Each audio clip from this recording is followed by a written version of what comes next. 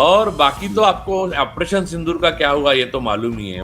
अरे छोड़ के भागे अमेरिका के डर से। लेकिन इस सारे उसमें जैसे हमारी पोल खुल गई है, वी आर एब्सोल्युटली शोइंग कि हमारे पास कोई ताकत नहीं है, कोई विजन नहीं है, लीडरशिप को पता ही नहीं है क्या है, लीडरशिप को हे करने के अलावा कुछ आता नहीं है।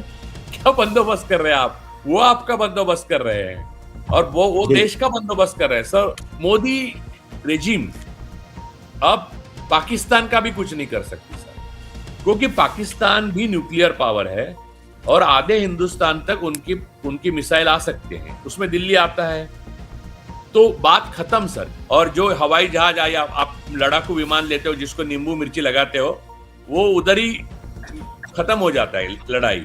ये हमने एक बार देखा। अभी वो एग्रीमेंट जो हो रहा है नाटो जैसा, कि इसमें से किसी एक देश पे आप हमला करोगे तो तीनों देश पे हमला माना जाएगा। इसका मतलब यह है कि आप सऊदी और तुर्की पे हमला करना तो भूल ही जाइए।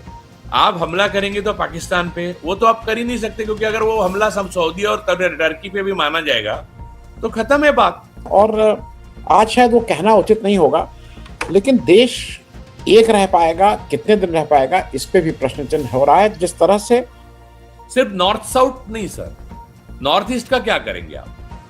हाँ, उनको चाइना उधर आंखें खोल कर बैठा, हाथ बाहें फैला कर बैठा है।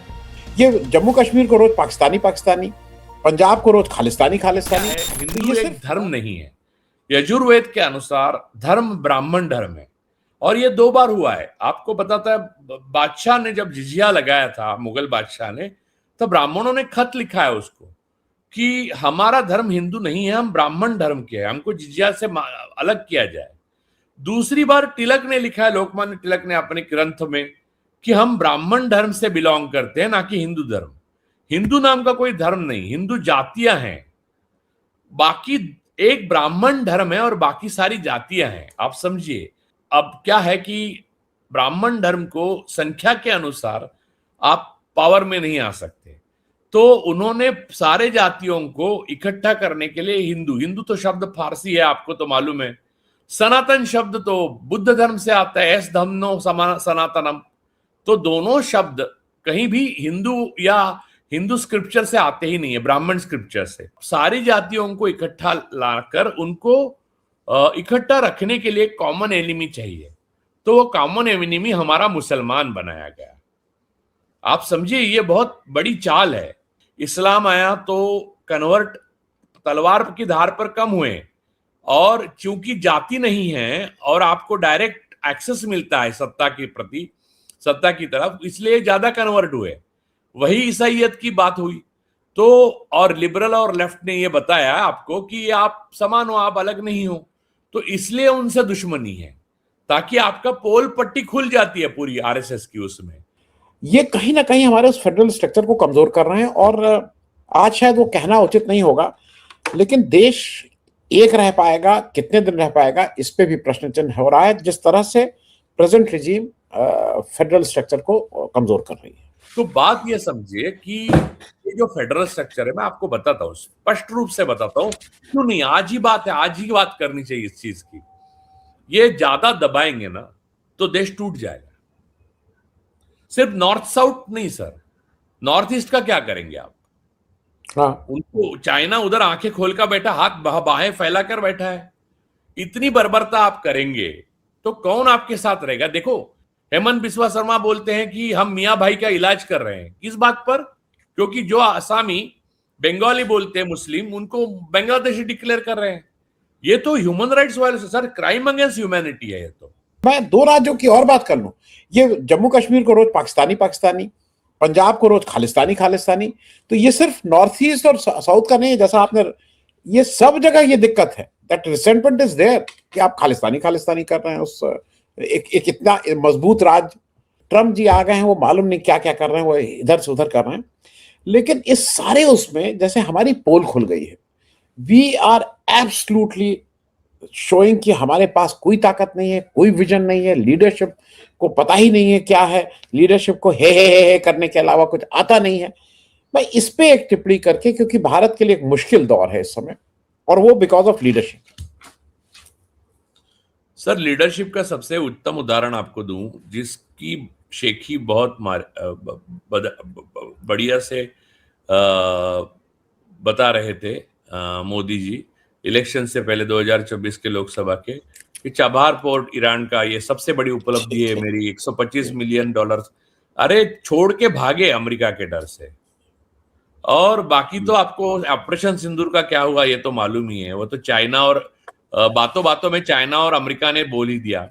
फिर ये दत्तात्रेय होसबले और भागवत किसके साथ कर रहे हैं? चाइना की कम्युनिस्ट पार्टी के साथ, यानी ओरिजिनल माओइस्ट पार्टी के साथ। और अमित शाह कह रहे हैं कि हम माओइस्टों का बंदोबस्त कर रहे हैं। अरे ओरिजिनल माओइस्ट तो वही है, वो आके आपके पार्टी ऑफिस में बैठते हैं और मीटिंग करते हैं। क्या बंदोबस्त कर रहे हैं आप? वो आपका बंदोबस्त कर रहे हैं और वो देश का बंदोबस्त कर रहे हैं। सर आपको मालूम है लद्दाख, जिसकी वजह से सोनम वांगचुक अंदर है, लद्दाख, अरुणाचल प्रदेश और उसके इर्द गिर्द का एरिया खतरे में है सर। कभी भी चीन अपने अंदर अरुणाचल को डिक्लेयर ही कर दिया उन्होंने, हमारा एरिया है। वो बस वो अगर ले लेते हैं तो क्या करेंगे मोदी जी, बताइए मुझे। मोदी रेजिम अब पाकिस्तान का भी कुछ नहीं कर सकती सर, क्योंकि पाकिस्तान भी न्यूक्लियर पावर है और आधे हिंदुस्तान तक उनकी मिसाइल आ सकते हैं, उसमें दिल्ली आता है तो बात खत्म सर। ये बताने के लिए बहुत है। और दूसरा, पाकिस्तान के साथ अब चीन है और चीन आपके जाम करता है सिग्नल, और जो हवाई जहाज या आप लड़ाकू विमान लेते हो जिसको नींबू मिर्ची लगाते हो, वो उधर ही खत्म हो जाता है लड़ाई। ये हमने एक बार देखा अभी, समझे? तो बात ये है कि ये सब बढ़ाई मार रहे हैं और जो बात बोल रहे हैं वो सारी खोखली है। और हम एक ताकत थे नेहरू इंदिरा के टाइम में, और वो ताकत सिर्फ नैरेटिव या बातों में या प्रोपागेंडा में नहीं थे। डरते थे लोग। इंदिरा जी ने कहा था कि अमेरिका हमारा दोस्त है लेकिन हमारा बॉस नहीं है। और इजराइल के साथ हमने दूरी इसलिए रखी थी और फिलिस्तीन के साथ दोस्ती, क्योंकि जूस के साथ हमारी वेदना, उनकी प्रॉब्लम, उनके साथ हम हमेशा रहे। वो तो गांधी जी ने भी लिखा था। लेकिन जायोनिज्म को हम कभी सपोर्ट नहीं करेंगे, ना ही स्टेट ऑफ इजराइल को। हमने बहुत बाद में वो किया।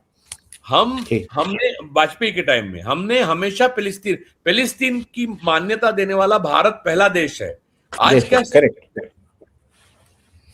नहीं। और राजू, मतलब मैं दर्शकों को ये भी बता दूं, चीन और अमेरिका के अलावा एक चीज धीरे से हो गई है और उस पे आज जो पाकिस्तान की स्ट्रेटेजिक डिफेंस डील, मतलब डील हुई है with Saudi Arabia, which has been signed, और टर्की जिसको ज्वाइन करने वाला है, तो उनके पास पैसा सऊदी अरेबिया का, R&D टर्की की, और पाकिस्तान को एक रेडीमेड हमने एक अजीब सा काम अपने लिए कर दिया। आनंद जी, इसमें एक और दिक्कत है।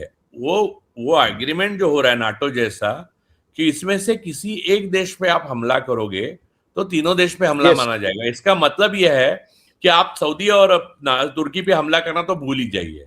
आप हमला करेंगे तो पाकिस्तान पे, वो तो आप कर ही नहीं सकते, क्योंकि अगर वो हमला सऊदी और टर्की पे भी माना जाएगा तो खत्म है बात। अब हमें देखिए, हमें मिसाइल ये वो हमारे, अब सारी लड़ाई जो है वो हमारी अनएम्प्लॉयमेंट, भूखमरी और हमारी दारिद्र्य से होनी चाहिए, क्योंकि ये सारी चीजें इंपॉर्टेंट है। मोदी जी रेजिम और मोदी जी खुद सेना का वो कौन बागेश्वर धाम के सामने वो सेना की आर्मी की टुकड़ी को उनकी यूनिफॉर्म में नचा रहे हैं, जो खुद एक फर्जी बाबा है जिसको जेल में होना चाहिए, वो उसके सामने नचा रहे। तो बात आप समझिए, भारत एक बड़ी ताकत थी एशिया की, साउथ एशिया की तो बहुत बड़ी ताकत थी। ये हर प्रधानमंत्री ने बार बार जताया हमें, ये प्रधानमंत्री ने हमको जताया कि भारत अब 5.6 इंच का सीने वाला देश बन चुका है। इस बात से कितना दर्द होता है आप और हम जैसे भारत के सिवा हमको कुछ प्यारा ही नहीं है, लेकिन हमारा सीना इन्होंने इतना सिकुड़ा दिया कि खत्म हो गए हम। सफोकेशन फील होता है सर। ये इनको कुछ भी नहीं है सर, इनकी बातें रोज देखिए। इन्होंने मुझे गाली दी, उसने मुझे छेड़ा, उसने मुझे ये कहा, मुझे रील्स से गाली दे रहे हैं। और नेहरू एक बहुत गलत आदमी थे, उन्होंने बहुत गलतियां की। अरे आप यार जीवन में सिर्फ काले पन्ने क्यों लिख रहे हो? एक आध तो सफेद पन्ना लिख के जाइए ना। वो हमारे प्रधानमंत्री की फोटो तस्वीर हमारे वैक्सीनेशन सर्टिफिकेट पे देख के हमको हंसे थे बाहरी देशों में लोग, जब हम गए तो कोविड के टाइम में, ये तुम्हारी नहीं लगती बोला।